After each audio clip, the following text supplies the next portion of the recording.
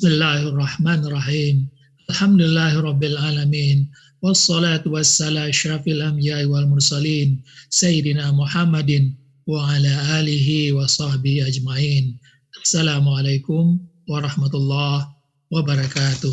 Waalaikumsalam warahmatullahi wabarakatuh. Alhamdulillah, pada malam hari ini kita kembali bisa bertemu dalam kajian Dunia Ahli Sufi. Malam ini kita akan melihat siapa ahli sufi bagian kedua. Yang pertama, ya, kita sudah membahas dulu mengenai siapa itu ahli sufi, yaitu orang yang sudah ma'rifatullah dan kuat beribadah. Kemudian pakar dalam ma'rifatullah ini juga telah kita bahas, yang merupakan adalah dakwah yang dari dulu sampai sekarang yang dibawa oleh dimulai dari Allah Subhanahu wa taala di alam azali, kemudian nabi-nabi dan rasul-rasul, diteruskan oleh sahabat dan aribillah, dan semuanya melakukan dakwah waludin ma'rifatullah. Nah, ini sudah kita bahas bagaimana pentingnya ma'rifatullah, bagaimana mencapainya dengan kesadaran jati yang melalui peristiwa yang berkesan, dan juga contoh-contohnya. Dan juga malam sebelumnya kita juga sudah membahas tentang yakin, kunci ma'rifatullah dan pintu ma'rifatullah itu sendiri. Nah, malam ini kita lanjutkan pembahasannya tentang kepahaman yang khusus nanti kepada pahaman zatillah yang dikembangkan atau disyarahkan oleh Ustadz Husain bin Abdul Latif, dan juga tentang ainul yakin. Nah, ini topik kita malam ini adalah tentang berbagai kepahaman tadi, tetapi khusus, ya. Nah, khusus tentang wajibul wujud, sifat hakikat, ma'rifat, kezahiran, dan juga ainul yakin nanti sendirinya. Karena pada minggu yang lalu kita sudah membahas tentang bagaimana firman pun berlaku, ya. Di sana kita juga telah membahas tentang paham dualitas, wahdatul wujud, Nur Muhammad, bagaimana Nabi Isa alaihissalam, dan bagaimana sains. Dan sebagai resumenya kita sampaikan seperti ini, bahwa dalam syariah sekarang yang ada, ya, itu ada dua kewujudan antara pencipta dan ciptaan. Inilah nantinya yang akan kita lihat di dalam memahami af'al Allah, tentang adanya muncul pahaman qadariyah, jabariyah, asyariyah, dan khawarij dan sebagainya. Dan kita sudah membahas tentang apa itu wahdatul wujud atau pantheism, yaitu adanya dua kewujudan yang menjadi satu, ya.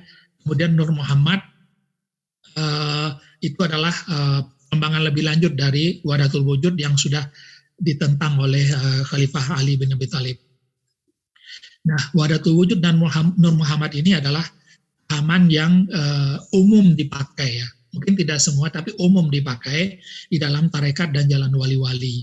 Sedangkan wahdatul wujud itu hampir semua praktek-praktek mistism, New Age movement, ya, dan juga pahaman-pahaman agama Hindu, Buddha, dan sebagainya menganut paham wahdatul wujud ini. Nah, sedangkan pahaman zatiyah itu adalah pahaman rekonstruksi yang dilakukan oleh Ustadz Husain bin Abdul Latif tentang pahaman wahdatul wujud, Nur Muhammad, dan syariah sekarang ini. Nah, ini adalah ringkasannya. Dualitas, ada sesuatu dulu. Allah berfirman kun kepada sesuatu. Sesuatu itu bisa kekosongan atau ketiadaan. Maka sering kita dikatakan dalam syariat, kamu berasal dari tiada, dari ketiadaan kemudian menjadi ada. Maka kalau dari ketiadaan, tidak pantas kita berkata innalillah wa inna ilaihi raji'un. Nah, innalillah wa inna ilaihi raji'un artinya adalah aku dari Allah dan kembali kepada Allah. Itu paham dualitas. Ya, kemudian kalau dalam pahaman wahdatul wujud, Allah berfirman kepada dirinya sendiri, lalu seluruh dirinya menjadi ciptaan. Ini adalah pahaman wahdatul wujud. Sedangkan Nur Muhammad, pahaman Nur Muhammad, sebelum berfirman kun, Allah membagi dirinya menjadi dua, yaitu nur atau ruh Allah sebagian dan ruh atau Nur Muhammad sebagian. Lalu nur atau ruh Allah yang sebahagian ini berfirman kepada Nur Muhammad, lalu dari Nur Muhammad terciptalah seluruh ciptaan. Nah, ini adalah yang pahaman Nur Muhammad. Sedangkan yang Zatiyah yang disampaikan oleh Syarahan Ustadz Hussein adalah pahaman Zatiyah ini Allah berfirman kepada dirinya, lalu sedikit dirinya berwajah atau tajalli dari wajah itu kemudian bercahaya, kemudian menjadi zat ini kemudian terzahir menjadi ciptaan. Nah, ini beda dari pahaman-pahaman tadi secara garis besar yang bisa kita sampaikan. Nah, Zatiyah itu kalau kita besarkan ya dari wajah, kemudian wajah itu bermanifestasi menjadi zat atau menyamar ya zat, kemudian bermanifestasi menjadi Lauh Mahfuz atau ciptaan. Inilah garis besar di dalam yang sebelumnya kita bahas ya. Nah, malam ini kita khusus membahas tentang wajibul wujud, mungkinul wujud, kemudian sifat, hakikat, ma'rifat, kemudian penzahiran atau manifestasi. Mari kita lihat satu persatu dari bahasan kita ini. Wajibul wujud, mungkinul wujud. Wajibul wujud ini adalah ciptaan yang pertama yang disebut juga zat, sedangkan mungkinul wujud ya adalah zahiran atau penyamaran dari zat menjadi mungkinul wujud, wujud yang mungkin, wujud yang bermacam-macam ya. Yang sedangkan wajibul wujud adalah zat yang satu saja, tidak ada dua ya. Nah, dari wajah yang halus yang seperti ceruk itu atau lubang yang tidak tembus, maka terzahirlah ciptaan pertama, yaitu zat. Dan itu ibarat minyak yang bersinar, dan inilah yang bakal kelihatan di akhir umur ciptaan yang akan menghancurkan semua ciptaan termasuk langit dan bumi surga. Ini artinya adalah pada kiamat yang kedua. Ya. Karena semua akan hancur, ya, masuk juga surga dan langit, surga dan sebagainya. Dan seluruh isi surga. Nah, kemudian lainnya adalah nur, dan seandainya terangkat pasti keagungan zatnya akan membakar makhluk yang terpandang olehnya. Ini Sahih Muslim. Adapun orang-orang yang berbahagia maka di dalam surgalah tempatnya.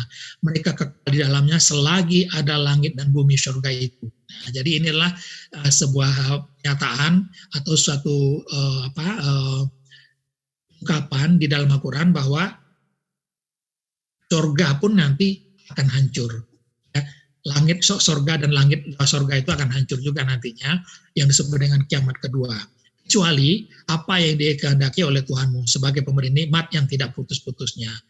Itu yang tentang kiamat kedua nanti mungkin akan dibahas di dalam di dalam pembahasan Lauhul Mahfuz lebih jelas. Nah, dikatakan seperti minyak dari pohon yang banyak berkahnya, yaitu pohon zaitun yang tumbuh tidak di sebelah timur dan tidak pula di sebelah barat. Artinya dia meliputi. Yang minyaknya saja hampir-hampir menerangi walaupun tidak disentuh api. Nah, kita lihat bagaimana takwil dari Zatiyah ini. Ini Allah adalah cahaya langit dan bumi. Perumpamaan cahaya Allah adalah seperti mishkat atau sebuah lubang yang tidak tembus yang di dalamnya ada pelita besar. Pelita itu di dalam kaca, jadi ada pelita besar, pelita itu di dalam kaca. Kaca itu seakan-akan bintang yang bercahaya seperti mutiara, yang dinyalakan dengan minyak dari pohon yang berkahnya, banyak berkahnya, itu pohon zaitun yang tumbuh tidak di barat dan tidak di timur. Nah, ini kita lihat ya. Nah, ini adalah mishkat. Di dalam mishkat itu ada pelita, ya, pelita di dalam kaca yang berkelap-kelip, ya.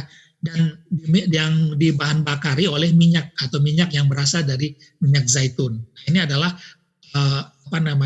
konsep Zatiyah ini dari sini sebenarnya.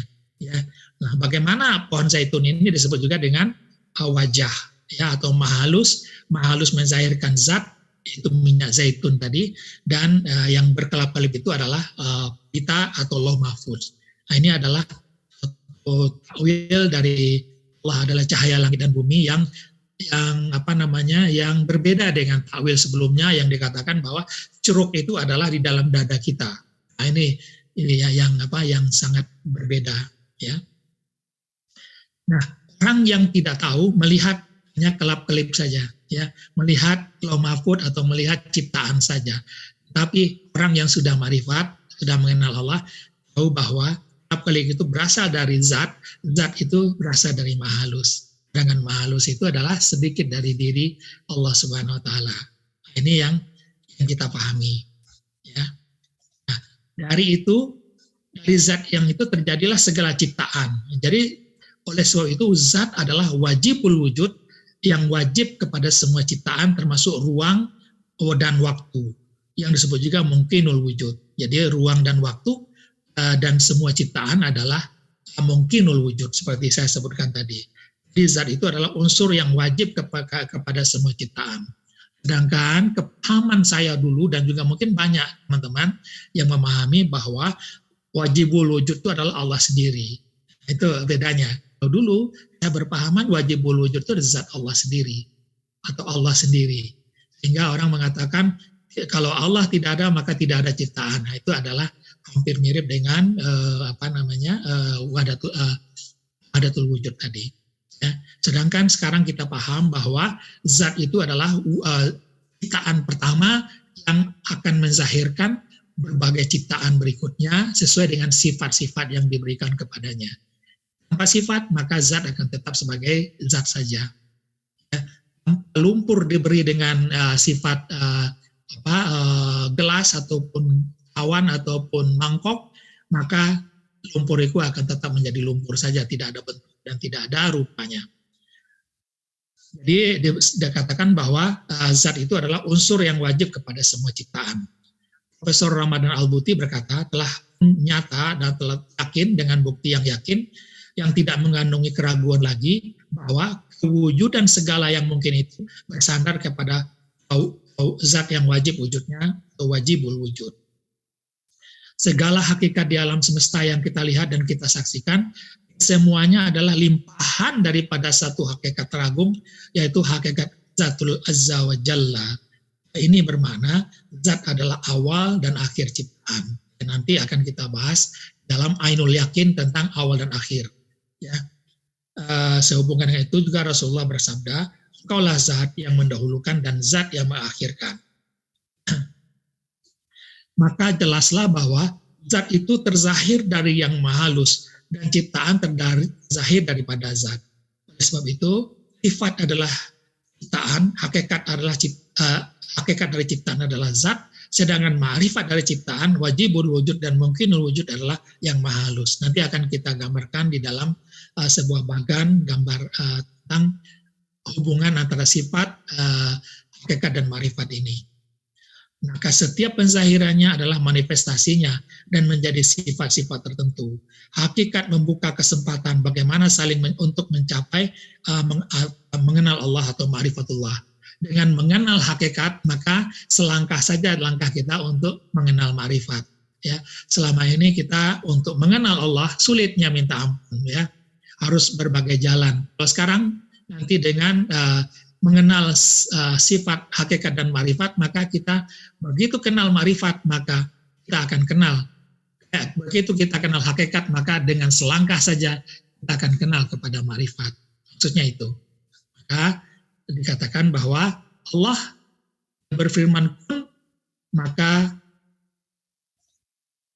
zahirlah wajah atau mahalus. Ya, dari wajah bermanifestasi menjadi zat atau bercahaya, itulah ciptaan wajibul wujud, ya. Kemudian zat zahir atau bermanifestasi menjadi ciptaan. Inilah ciptaan mungkinul wujud. Kalau kita gambarkan di dalam tiga bagian, ini adalah wajah Allah pasti tidak ada berzat, ya. Dia tidak serupa, tidak berseumpama, tidak berhuruf, tidak berwarna, tidak berbunyi, maha gaib, tidak ada yang mengetahuinya. Begitu juga wajah. Ya, wajah itu juga sama.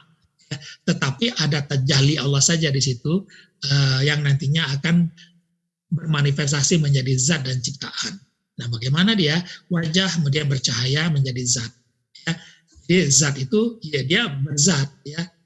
Sedangkan Allah tidak berzat.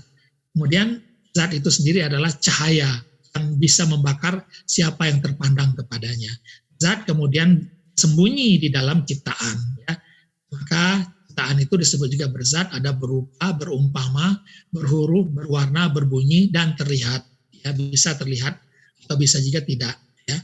Nah, inilah yang disebut dengan ciptaan. Jadi zat yang cipta dan zat dan zahiran zat yaitu ciptaan itu adalah yang disebut dengan ciptaan. Zat adalah wajibul wujud, ciptaan adalah mungkinul wujud. Ini adalah hubungan yang antara wajibul wujud mungkinul wujud. Jadi kita tidak tidak ragu lagi tentang apa itu wajibul wujud, apa itu mungkinul wujud. Dengan segera kita bisa memahaminya. Ya. Kemudian bagaimana hubungan antara sifat, hakikat, dan ma'rifat itu. Ya, kita lihat. Ini adalah berhubungan dengan apa? Dengan pandangan mata hati. Ya. Pandangan mata hati. Ini yang terlihat oleh mata, ya, bentuk-bentuk atau sifat.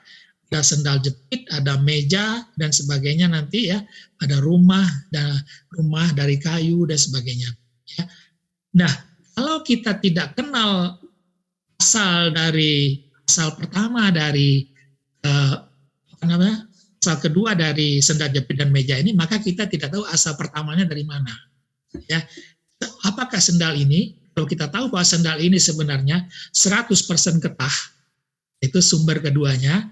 Maka dan kayu atau meja itu berasal dari 100% kayu, maka secara cepat kita akan tahu bahwa asalnya pastilah dari sumber pertamanya yaitu pohon. Inilah ma'rifat. Jadi dari melihat sendal, dari melihat meja, mata hati kita sudah bisa melihat apa? Melihat pada pohon. Itu yang disebut dengan ainul yakin nanti. Sedangkan mengenal hakikat itu disebut dengan ilmu yakin. Ya, kita mengenalnya dengan ilmu. Ya, dan ilmu itu membawa kita kepada ainul yakin. Walaupun kita tidak melihat pohon kayu, tapi dengan melihat adanya sendal jepit dan meja, maka kita bisa melihat dengan mata hati kita adanya pohon atau adanya getah dan kayu. Seperti juga saat kita melihat ini apa? Ini adalah istana. Wah, ada istana, gambaran istana ya. Tetapi kita melihat bahwa sebenarnya istana itu berasal dari 100% pasir. Ini adalah pandangan hakikat ya. Sedangkan pandangan ma'rifatnya adalah sedikit pasir di pantai, itu adalah pandangan ma'rifat ya. Nah, ini apa? Istana. Ya, kalau orang yang tidak tahu hanya istana saja atau istana es atau apapun namanya. Tetapi orang yang sudah mengenal hakikat, ya, mengenal dengan ilmu yakin, bahwa walaupun tidak terlihat air di sana, kita tahu bahwa itu 100% adalah air. Ya, itu adalah pandangan hakikat. Sedangkan pandangan ma'rifat itu adalah sedikit air laut. Itu pandangan ma'rifat. Begitu juga dengan rumah. Ini ada rumah, ada kayu, 100% dari kayu. Dan kayu berasal dari pohon. Ini adalah pandangan yang disebut dengan hubungan antara sifat, hakikat, dan ma'rifat. Jadi kalau kita lihat di dalam alam semesta sendiri, ini adalah lauhul mahfudz, ciptaan, berasal dari zat dan berasal dari mahalus. Ini yang disebut dengan ilmu yakin dengan ainul yakin. Nah, ini kita nanti akan pakai di dalam apa? Di dalam memahami ayat-ayat Allah tentang ayat ma'rifatullah. Ya, ini adalah dasar dari ilmu yang kita pakai. Nah, kalau kita langsung sudah memahami, tidak perlu lagi kita dari sifat kepada hakikat lalu ma'rifat. Tidak perlu seperti itu. Ya. Kalau kita sudah paham dari sifat, kita langsung mengenal ma'rifat. Ya. Dari sendal langsung kepada pohon itu bisa. Itu disebut dengan hakul yakin. Ya. Dari meja kepada pohon itu hakul yakin. Begitu juga dari ciptaan langsung kepada yang mahalus itu adalah hakul yakin. Orang yang sudah mengenal dengan pengenalan yang sebenar-benarnya, ya sudah hakul yakin dia. Nah, itu adalah mengenai sifat, hakikat, dan ma'rifat. Lalu bagaimana dengan penzahiran? Zahirannya kita sudah bahas tadi. Allah ya kemudian berjali menjadi wajah yang halus, yang maha halus ya, di dalam sebuah ceruk yang tidak bisa ditembus ya dengan apapun juga ya. Kemudian terzahir menjadi zat, zahir menjadi ciptaan. Ini sudah kita bahas tadi ya. Nah, dengan adanya yang maha halus ini, maha halus ya, maha halus, kemudian kita perbesar, maha halus bercahaya, bermanifestasi, ya, sehingga maha halus itu sudah tersembunyi di dalam zat, ya, di sebalik zat. Kemudian zat itu juga bermanifestasi atau menyamar menjadi lahul mahfuz, sehingga zat tidak lagi terlihat, ya. Yang terlihat adalah lauh mahfuznya sendiri. Inilah yang disebut dengan ciptaan, ya, zat dan lauh mahfuz ini ciptaan. Sedangkan ma'rifat, hakikat, dan sifat itu adalah sifat lahul mahfuz, sedangkan hakikat adalah zat dan ma'rifatnya adalah yang maha halus. Nah, inilah ilmu yakin yang bisa kita pahami. Cukup seperti ini saja udah bisa menjawab berbagai pertanyaan, ya. Nah, kalau kita hanya melihat ciptaan saja seperti ini, apakah ciptaan ini bisa mengaku sebagai Allah? Itu tidak bisa dia, ya, karena dia hanya sedikit saja dari diri Allah yang zahir menjadi zat dan terzahir menjadi ciptaan. Apakah ciptaan ini bisa dianggap sebagai Allah? Juga tidak bisa. Ya. Maka siapapun yang menuhankan selain Allah, ya, yang ada yang terlihat walaupun tidak terlihat, itu pasti terbantahkan dengan sangat jelas, ya. Nah, semuanya ini hanyalah apa? Bagian atau jali zahiran dari zat atau penzahiran dari yang maha halus sendiri. Tidak mungkin ada orang menuhankan manusia, menuhankan benda, menuhankan sesuatu yang bukan Tuhan. Semuanya adalah ciptaan. Apapun juga di dalam lauhul mahfuz ini adalah ciptaan, ya, yang disebut dengan ciptaan. Nah, ini adalah gambaran dari lauhul mahfuz, ya. Pertama, ini adalah seluruh angkasa bumi dan angkasa raya, ditambah dengan pengalaman Rasulullah di dalam Isra dan Mi'raj. Kita tahu bahwa di atas bumi angkasa raya ini ada langit, 7 lapis. Kemudian langit berikutnya adalah Sidratul Muntaha, ya. Langit berikutnya adalah lapisan air, langit berikutnya lagi adalah Arash, langit berikutnya lagi adalah 70 tabir cahaya. Jadi ini yang bisa kita ambil dari peristiwa Isra dan Mi'raj. Lalu dengan memahami ini, kita paham bahwa ini adalah di sebaliknya adalah zat, di sebaliknya maha halus. Kita paham ini. Inilah yang disebut dengan ilmu ma'rifatullah, ya, yang mengenal kewujudan. Ya. Nah, dengan mengenal seperti ini bahwa semua ini adalah terjadi di dalam diri Allah yang maha halus saja, ya, maka apa yang terjadi? Ya, yang terjadi adalah kita lihat semua yang kita bahas tadi ada di dalam maha halus ini. Luarnya apa? Di luarnya adalah yang maha besar. Ya, maka jagalah, ya, jagalah apa?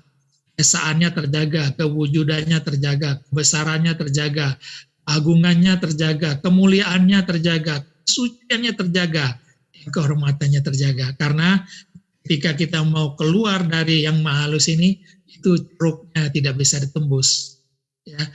Halang, nggak bisa kita tembus, mau ditembus pakai apa, ya. Nah, inilah yang disebut dengan tauhid, ya, dan ini adalah dunia nabi-nabi dan rasul-rasul serta orang-orang Allah. Jadi tidak ada kita akan mengatakan bahwa aku adalah Allah walaupun dalam keadaan mabok sekalipun, ya, nggak akan pernah berkata seperti itu, ya. Seperti yang dikatakan kata-kata syatahat yang diucapkan oleh orang-orang yang berpahaman wahdatul wujud dan mungkin juga berpahaman Nur Muhammad, ya. Nah, inilah yang disebut dengan esa, ya, di dalam sifat-sifatnya, yaitu di dalam wujud dan kepemilikan, ya. Nanti ini akan kita bahas, ya, bagaimana sifat-sifat ini menjadi ainul yakin kita, ya. Bagaimana kita menjadi ainul yakin tentang ayat-ayat ma'rifatullah yang ada di dalam Al-Quran. Ya, maka dengan melihat di sini adalah satu kewujudan, yaitu kewujudan zat dia atau kewujudan dari yang maha halus, dan semua kalau dia wujudnya adalah kewujudan yang satu, maka kepemilikannya juga satu. Nggak ada kepemilikan yang lain di sini. Ya, maka disinilah baru kita bisa memahami bahwa yang dikatakan oleh Imam Al-Ghazali, orang yang mengenal dirinya dan mengenal Tuhannya, niscaya sudah pastilah ia mengenal bahwa dia tiada mempunyai wujud bagi dirinya. Nah, ini yang dengan memahami ini baru kita paham ya, apa yang dikatakan oleh Al-Ghazali. Ya. Kemudian penzahiran sudah tadi ya, penzahiran sudah ya. Kemudian kita kembali pada yang berikutnya, yaitu ainul yakin. Apa saja yang ainul yakin yang bisa kita ambil dari kepahaman kita tentang ilmu yakin tadi. Ada berbagai hal yang selama ini mungkin kita tidak tahu ya, atau tidak jelas memahaminya. Contohnya saja ya, kalau kita berbicara tentang Dia Maha Besar ya, Maha Besar dulu. Ya, bagaimana kita menerangkan Allah Maha Besar? Ya, yang kita lihat apa? Yang kita lihat hanya alam ini. Yang kita lihat hanya bintang-bintang. Yang kita lihat hanya berbagai galaksi dan sebagainya. Bagaimana kita melihat Dia Maha Besar? Ya, nah adanya Maha Besar itu barulah kita paham setelah kita tahu bahwa semua yang terjadi ini, yang terjadi di dalam Lauhul Mahfuz ini, mulai dari bintang-bintang, bulan-bulan, ya, matahari, ya, kemudian juga langit yang 1 sampai 7 dan sebagainya, semuanya itu hanya sedikit ya diri Allah, dari sedikit dirinya sendiri. Maka dengan begitu yang maha halus ini baru kita paham ya, baru kita paham Dia Maha Besar, Dia maha luas, Dia maha tinggi. Baru kita paham. Kenapa? Ada bandingannya sekarang. Bandingannya adalah ciptaan.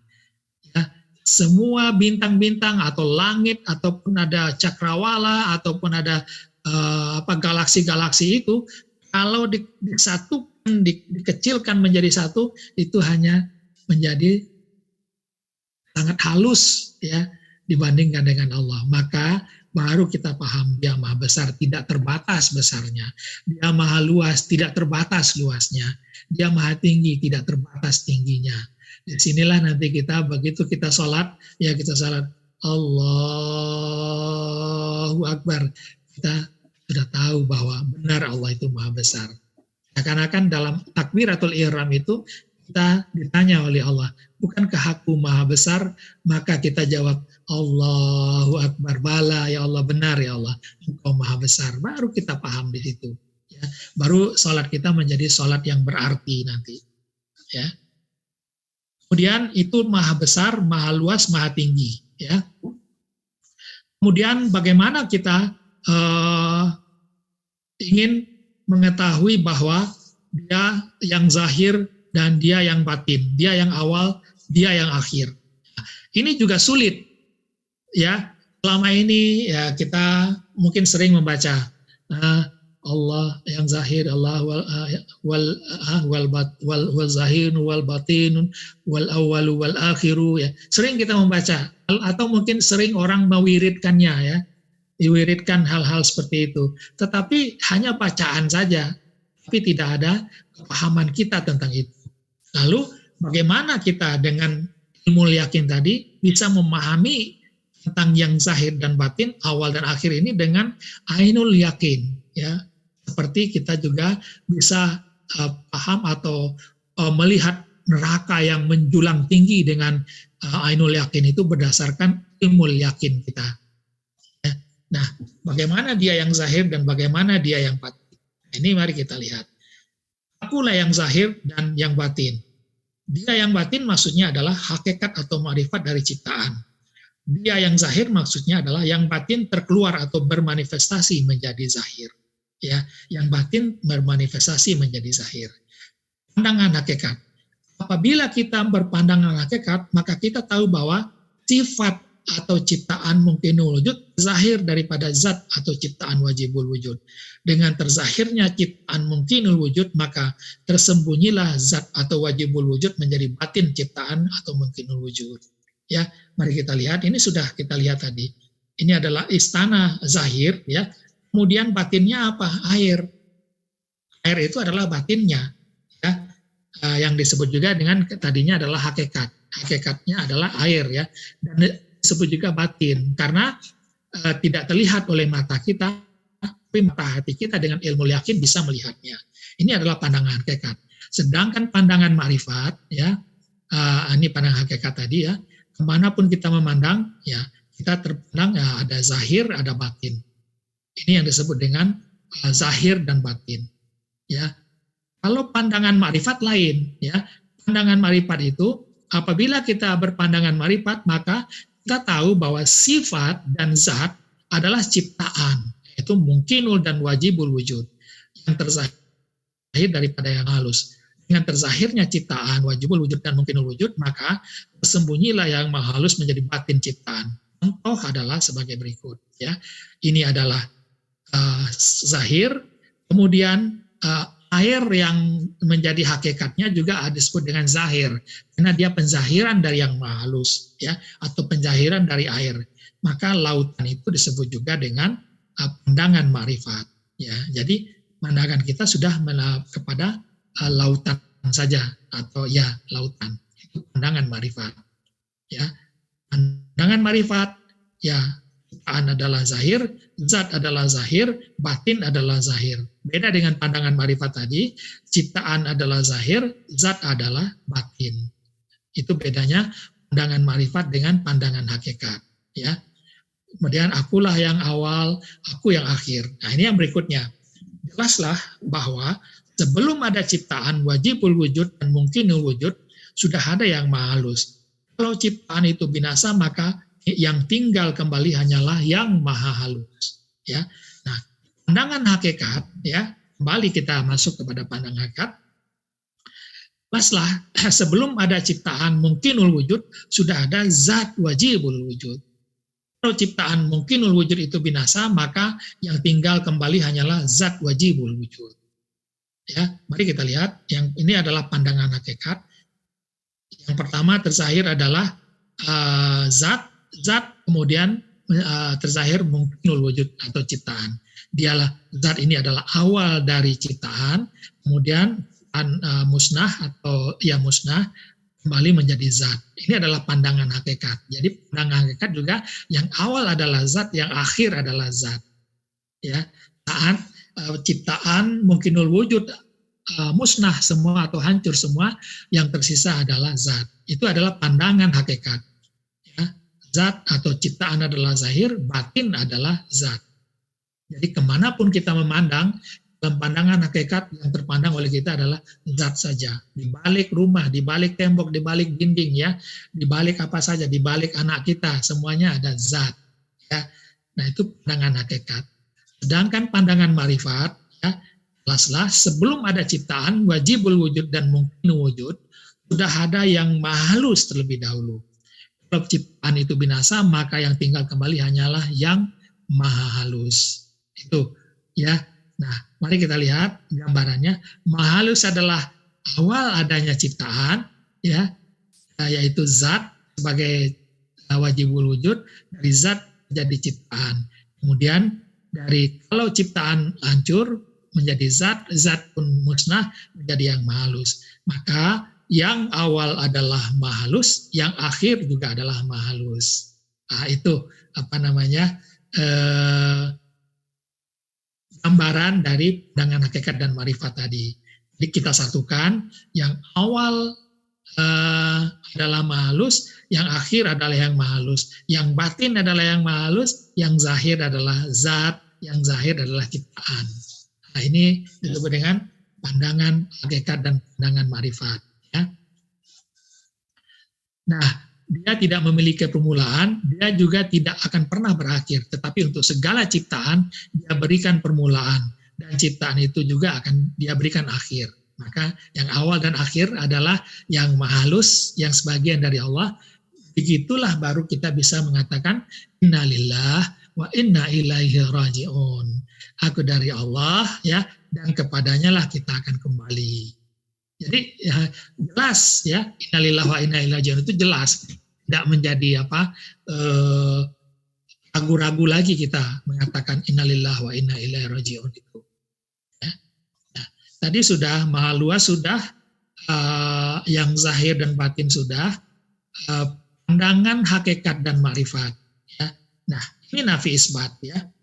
Pandangan hakikat dan pandangan ma'rifat itu nafi isbat.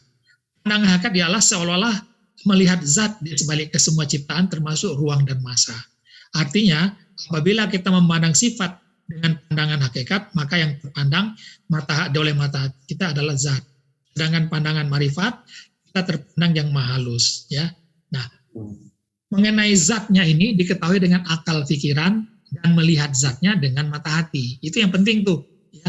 Mengenalnya dengan ilmu pengetahuan atau dengan akal, dengan melihatnya dengan mata hati. Setiap sesuatu pasti binasa melainkan zatnya. Semua ciptaan yang ada di bumi akan binasa dan tetap kekal adalah wajah Tuhanmu yang mempunyai kebesaran dan kemuliaan. Nafi dan isbat itu apa? Apabila kita menafikan ciptaan atau sifat, maka dengan pandangan hakikat kita akan mengisbatkan atau melihat zat atau hakikat. Apabila kita menafikan ciptaan atau sifat dan zat atau hakikat, maka kita akan mengisbatkan yang maha halus atau pandangan ma'rifat. Jadi ini adalah pandangan hakikat, ya, pandangan ma'rifat melihat yang maha halus dengan mata hati.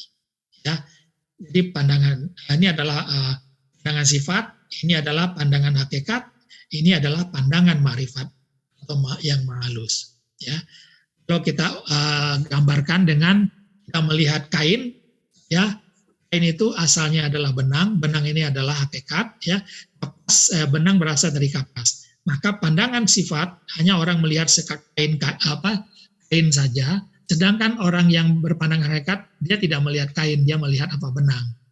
Ya. Tapi orang yang sudah ma'rifat akan melihat mata-mata itu adalah kain kapas saja. Maaf, saya minum dulu sebentar.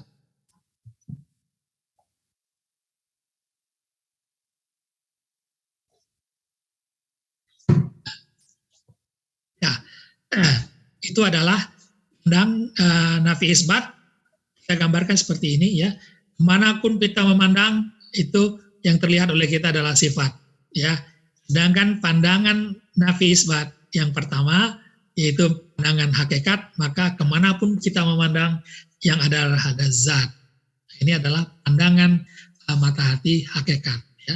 Sedangkan pandangan mata hati ma'rifat kita nafikan hakikat, maka yang terpandang adalah yang maha halus atau wajah. Dan wajah tidak bisa lagi dinafikan. Jangan nafikan lagi ya. Nah, yang maha halus ini adalah sudah sedikit dari diri Allah yang maha besar. Kalau kita nafikan juga yang maha halus ini, maka kita akan terperosok kepada wahdatul wujud. Ya, nggak sama, nggak ada bedanya nanti kita dengan wahdatul wujud. Ya, itu yang disebut dengan pandangan mata hati. Ya, kemudian dari pandangan yang mata hati seperti itu, maka kita akan bisa melihat atau mengenal bagaimana dia melihat, bagaimana dia mendengar, bagaimana dia mengetahui, bagaimana dia mengawasi. Ya, kita akan lihat di sini. Ya. Karena dirinya yang maha halus itu meliputi ke semua ciptaan, masuk ruang dan masa, maka apapun juga yang berlaku dan dimanapun juga berlaku, sudah tentu dia melihat, dia mendengar, dia mengawasi dan mengetahuinya. Mari kita lihat. Ya, di ayatnya, sesungguhnya dia maha melihat, sesungguhnya Allah mengetahui segala sesuatu, dialah yang maha mendengar, Allah maha mengawasi segala sesuatu. Nah, kalau tanpa ilmu ma'rifatullah kemarin, kita tidak sadar bahwa kita dilihat Allah. Ya, kita tidak sadar bahwa kita diawasi oleh Allah. Tapi dengan bekal ilmu yakin tadi, kita akan bisa melihat bahwa memang Allah melihat kita, Allah mengawasi kita, Allah mendengar apapun juga yang kita ucapkan ataupun yang belum kita ucapkan. Ya, pandangan ma'rifat. Ya, ini adalah pandangan ma'rifat yang maha halus. Ya. Nah, yang mendengar, yang melihat dan mengetahui adalah yang maha halus. Maka kemanapun kita menghadap, ya, kita akan dilihat oleh Allah, kita akan didengar oleh Allah, kita akan diketahui oleh Allah, kita akan diawasi oleh Allah. Nah, ini adalah pandangan bagaimana kita mengetahui bahwa dia melihat kita, dia mendengar kita, dia mengetahui kita, dia mengawasi kita. Nanti ini dah yang disebut juga dengan ihsan nantinya, dan bagaimana memasuki ihsan itu rasanya seperti apa, nanti akan kita adakan latihannya juga nanti. Ya, ini seakan-akan kita berada di dalam sebuah ruangan interogasi, ya, di mana di sekeliling kita itu ada kaca. Kita hanya melihat gambaran kita, seakan-akan kaca itu tidak di belakangnya tidak tembus. Padahal di belakangnya ada tembus, ya, bisa dilihat dari belakang. Sedangkan kita tidak bisa melihat ke belakang. Ya, ini adalah dia seakan-akan cermin arah atau zat. Ya, nah kalau kita lebih detailkan seperti ini dia. Ya, di dalam sebuah biasanya ini adalah di dalam sebuah ruangan psikologi, orang-orang yang ingin promosi, dia diletakkan di dalam sebuah ruangan. Disitulah mereka diminta bagaimana cara mereka rapat, cara bagaimana mereka itu berdebat, bagaimana mereka itu memimpin dan dipimpin. Ya, mereka tidak tahu bahwa di sebaliknya itu ada yang mengawasi. Ya, maka yang dimensi arah ini adalah disebut juga dengan zat, sedangkan yang memonitor ini disebut juga yang tadinya yang maha halus tadi, yang melihat, yang mendengar, yang mengetahui, yang mengawasi. Inilah yang tidak kita pahami selama ini. Ya, maka pantaslah dikatakan juga bahwa tidak ada sehelai daun pun yang jatuh tanpa dia mengetahuinya. Kenapa? Dia bisa mengetahui daun satu lembar yang di tempat yang gelap jatuh, dia bisa mengetahui.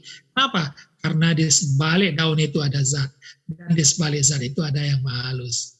Maka tentu saja yang maha halus bisa melihat, ya, bagaimana jatuhnya selembar daun di malam gelap. Nah ini, itu juga bagaimana dia mengetahui isi hati kita. Pokoknya anak kita, ya, anak kita datang atau menantu datang ke kita, ya, dia bermulut manis pada kita, tetapi di dalam hatinya dia berkata yang jelek kepada kita. Walaupun dia berkata seperti itu, tapi hatinya diketahui oleh Allah. Kenapa hatinya diketahui oleh Allah? Karena di sebaliknya ada zat, di sebaliknya ada maha halus.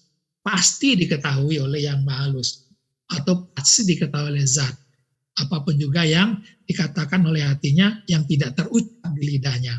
Ucapannya berbeda dengan apa yang di dalam hatinya atau yang di dalam pikirannya. Ini yang bagaimana dia mengetahui tadi. Itu juga tentang korupsi, ya. Orang menyangka orang korupsi atau suap itu, atau korupsi atau suap, menyangka dia tidak ada yang melihat, ya. Dia tidak ada yang melihat. Dia merasa aman. Ya, makanya dia melakukan korupsi. Ya, kalau dia tahu bahwa di sebalik itu ada zat, di sebalik itu ada yang maha halus, pasti tidak ada orang yang berani untuk korupsi atau menerima suap itu. Nah, itulah kelemahan dari orang-orang yang tidak mengenal ma'rifatullah. Ya, orang yang mengenal ma'rifatullah, maka dia tidak akan melakukan korupsi, ya, tidak akan melakukan suap ataupun sebagainya. Kenapa? Dia tahu bahwa ada Allah yang maha halus melihatnya, Allah melihatnya. Nah ini kekurangan orang-orang yang korupsi itu. Nah, bagaimana orang yang mabok atau minuman keras? Sama saja, kemanapun dia minum ya, tersembunyi di dalam ruangan yang tidak ada pintu, tidak ada jendela, dan ruangannya juga gelap. Ya.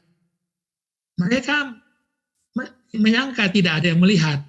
Tetapi kalau mereka tahu bahwa di sebalik ruangan itu, ya, ada zat, di sebaliknya ada yang maha halus, maka tentu mereka tidak akan berani untuk minum.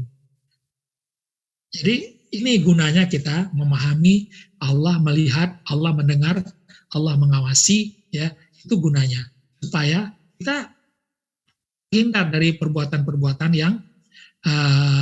yang fasik. Begitu juga mencuri. Ya, mencuri ini tidak gampang. Mencuri ini nyawa kadang-kadang taruhannya. Ya, orang bisa meninggal atau ditembak atau dipukul dengan pedang, ya, hingga meninggal. Tetapi karena dia tidak hanya tahu bahwa dia mencuri ini tidak akan terlihat oleh orang lain, maka dia melakukan pencurian. Tetapi kalau dia sadar bahwa di sebalik ruangan itu ada zat, di sebalik ruangan itu ada yang maha halus, maka tidak akan berani dia mencuri. Ya. Nah, begitu juga ya, kalau kita merasa dilihat atau diawasi, maka baru muncul rasa malu kita, ya. Kemudian rasa menyesal, rasa takut kita. Ya. Nah, inilah yang disebut juga nanti di dalam khusyuk. Bagaimana kita merasa takut, ya, takut kepada Allah. Kenapa kita dilihat, kita diawasi, ya. Kalau kita melenceng ingatan kita kepada yang lain dari Allah, maka dia paham. Maka disitulah nanti di dalam salat itu kita juga berusaha bagaimana menjaga ingatan ini selalu kepada Allah. Ya, selalu ingat kepada Allah. Nah, inilah dampak daripada kita mengetahui, dia melihat, dia mendengar, dia mengetahui dan mengawasi. Ya, nah kemudian dengan ilmu yakin tadi kita juga bisa mengetahui bagaimana terjadinya mukjizat. Ya. Mukjizat itu berlaku, ya. Kita lihat mukjizat. Dan karena kita sudah tahu di balik mukjizat atau ciptaan itu ada zat, ada yang maha halus, maka mudah saja kita memahaminya. Ya, bagaimana batu berubah menjadi onta, gampang gitu, ya bagi Allah. Ya kalau kita kan nggak, ya bagi kita sih susah ya. Tapi bagi Allah gampang. Bagaimana caranya? Batu di sebaliknya ada zat, di sebaliknya ada yang maha halus. Lalu yang maha halus hanya memerintahkan kepada zat, jadilah onta, ya. Maka zat berubah menjadi onta. Gampang. Seperti itu prosesnya. Ya. Begitu juga dengan bagaimana suatu saat orang Yahudi dulu pernah dilaknat oleh Allah dan menjadi kera. Karena dia menyalahi satu aturan bagaimana hari Sabtu, ya. Hari Sabtu mereka melakukan aktivitas padahal mereka dilarang. Maka Allah berkata, jadilah kamu kera. Bagaimana manusia bisa menjadi kera? Bang, di balik manusia itu ada zat, di balik zat ada yang maha halus. Yang maha halus mengatakan zat jadi kera, maka zat berubah menjadi kera di situ, menjadi mungkin wujud. Ya, gampang sekali bagi Allah. Begitu juga saat Nabi Musa sudah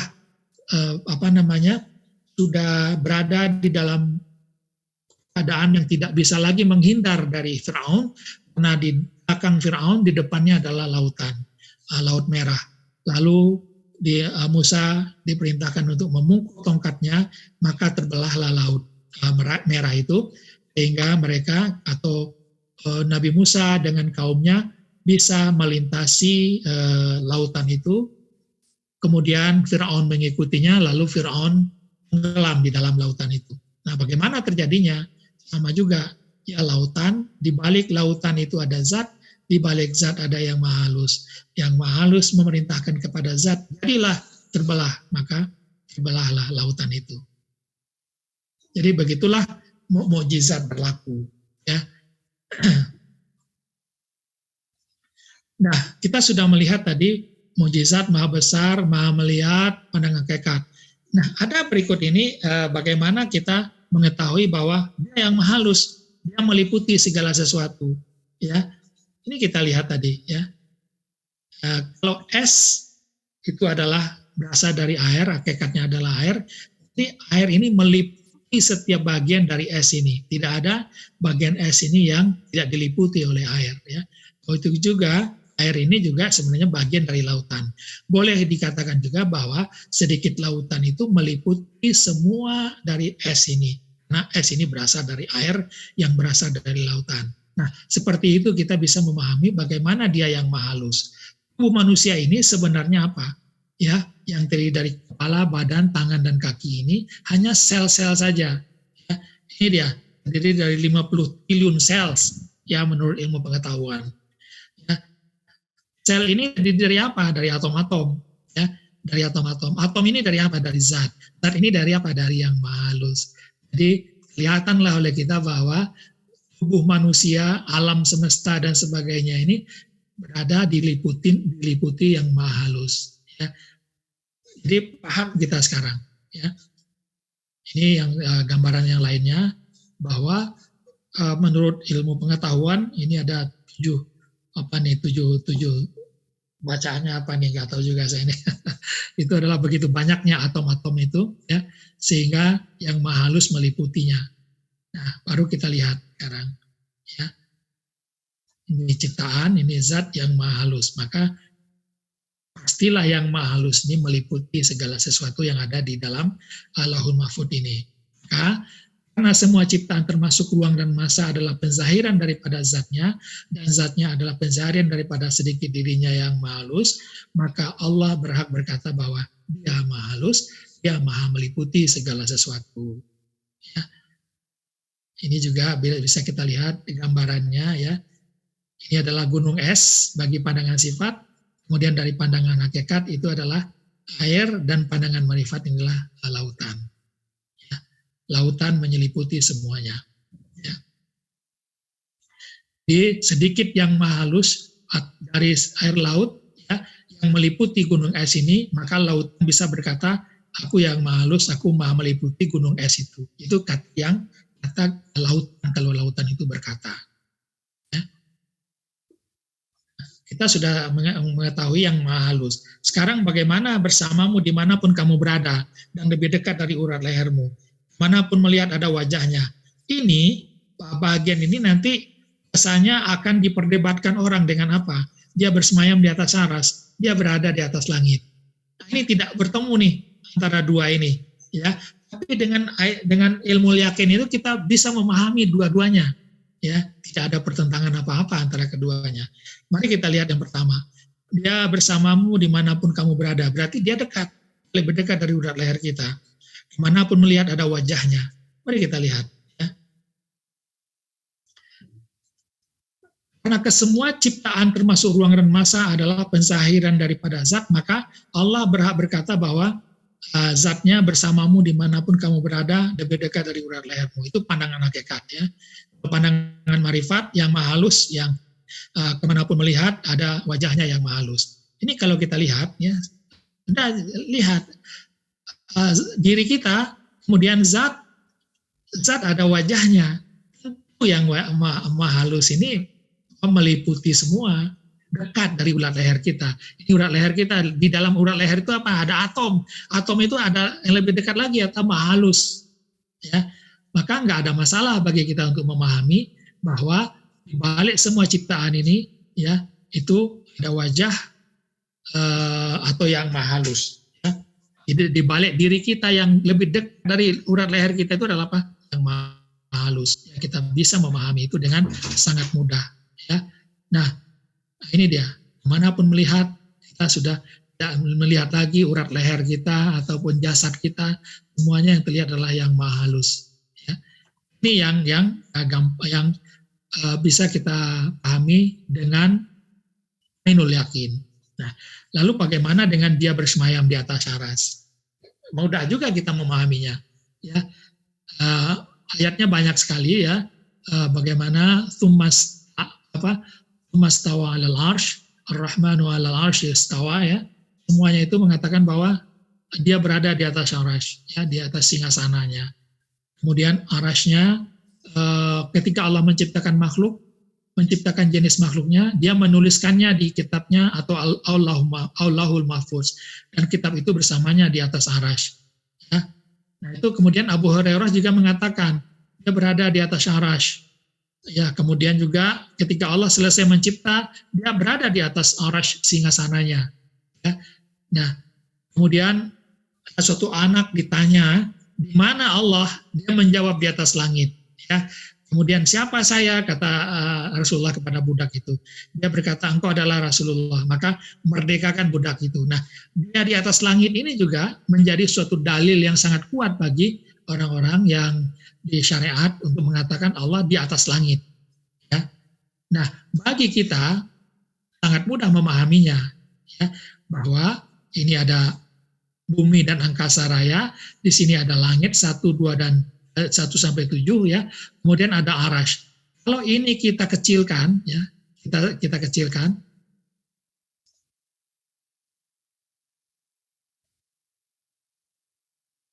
Kelihatan tidak bahwa Allah bersemayam di atas aras. Ini ada arasnya di sini.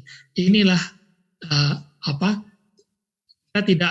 kita perlu mengatakan bahwa apakah aras itu duduk Allah itu duduk di arasnya gitu ya. Nggak perlu kita mengatakan seperti itu. Ya, dia di atas, bersemayam di atas arasnya. Ini aras tadi yang kecil, dia berada di atas langit, betul, nggak ada masalah dengan pandangan itu. Ya, ini mudah kita pahami, seperti mudahnya kita memahami bahwa ini angkasa lepas bersemayam atau terduduk di atas bumi. Ini angkasa lepas duduk di atas bumi atau bersemayam. Ya. Dan lebih mudah lagi memahaminya adalah saat kita melihat sebuah terowongan di dalam gunung. Ya, di dalam gunung itu ada terowongan yang bisa dilewati oleh kereta api, atau bisa juga seperti terowongan Mina kalau kita yang sudah haji atau haji ya, terowongan Mina. Dikatakan bahwa gunung bersemayam atau terduduk di atas terowongan nggak ada masalah. Ya, nggak perlu terowongan itu lebih besar dari gunung supaya bisa gunung duduk di atasnya. Nggak usah. Dengan melihat ini saja kita paham bahwa benar gunung itu terduduk di atas terowongan. Maka kita juga bisa memahami dengan gampang bahwa Allah bersemayam di atas aras. Nggak ada masalah, ya. Dia berada di atas langit. Nah, ini pahaman-pahaman atau ainul yakin yang bisa kita ambil dari ilmu yakin yang telah kita bahas sebelumnya. Nah, mari kita lihat nanti di pelajaran berikutnya bagaimana dengan ihsan, bagaimana untuk melatihnya, ya itu nanti kita pada bagian berikutnya nanti. Ya. Nah sekarang kita sudah membahas ya tentang berbagai pahaman dan ainul yakin sehingga kita sudah mengenal sifat-sifatnya dengan cukup lengkap. Berikutnya nanti yang kita bahas adalah bagaimana kita mengenal afalnya, itu perbuatannya, ya, kemudian juga bagaimana pengurusannya, bagaimana kehendaknya. Nah, ini semua nanti akan kita bahas pada bagian berikutnya, ya. Nah, resume ya yang perlu kita pahami di sini adalah dalam mengenal sifat-sifatnya ini adalah ilmu yakin itu bicara tentang apa? Tentang yang maha halus. Ya, yang terjadi dengan yang maha halus itu apa? Yang maha halus ya terzahir menjadi zat, ya zahir menjadi ciptaan atau lauhul mahfud, ya. Kemudian ciptaan itu ada wajibul wujud, ada mungkinul wujud, ya. Wajibul wujud itu satu, mungkinul wujud ramai, tapi satu dalam ramai-ramai dalam satu itu bukan dengan Allah, tetapi antara zat dengan ciptaan, ya. Kemudian ini adalah sifat, hakikat, dan marifat. Inilah ilmu yakin.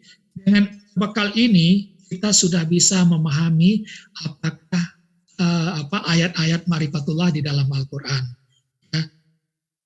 Nah, di sini kita paham, ini bisa kita pahami dengan sangat meyakinkan tadi. Ya. Kemudian ini terjadi di dalam ruk atau yang maha halus yang menjaga kita berada dalam ketauhidan. Ya.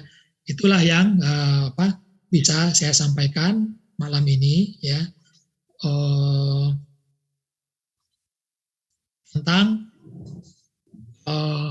mengenal ilmu ketuhanan dengan mengenal sifat-sifatnya, tapi hanya berkenaan dengan apa? Berkenaan dengan ilmu yakin dan mengenai ainul yakin yang bisa kita ambil dari sana. Nanti pada bagian berikutnya kita akan melihat bagaimana kita mengenal afalnya. Ya, mudah-mudahan nanti kita bisa lebih paham lagi bagaimana orang yang pakar di dalam marifatullah ini tidak hanya mengenal tentang sifat-sifat Allah, juga mengenal, tetapi dia juga mengenal afal Allah yang bekerja di dalam di dalam ciptaan. Ya, bagaimana afal Allah. Dan setelah itu baru nanti kita masuk bagaimana dengan zikrullah, ya, bagaimana dengan ihsan, dan bagaimana tentang kuatnya orang-orang ahli sufi ini dalam beribadah. Ini yang urutan yang akan kita bahas dalam kajian marifatullah ini. Demikian yang bisa saya sampaikan di dalam kesempatan ini. Billahi taufiq wal hidayah. Assalamualaikum warahmatullahi wabarakatuh.